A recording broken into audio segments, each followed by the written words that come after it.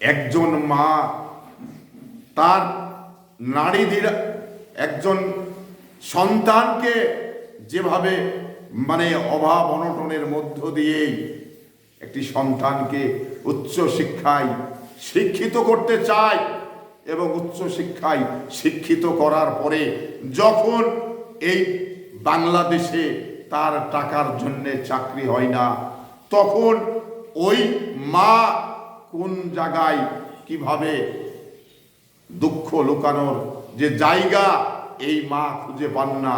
তো এই জন্যেই এই দুনিয়ার জিন্দেগিটা বড় নিষ্ঠুর, কেউ পিছন ফিরে তাকাতে চায় না, কেউ চোখের জল মুছে দিতে আসেন না।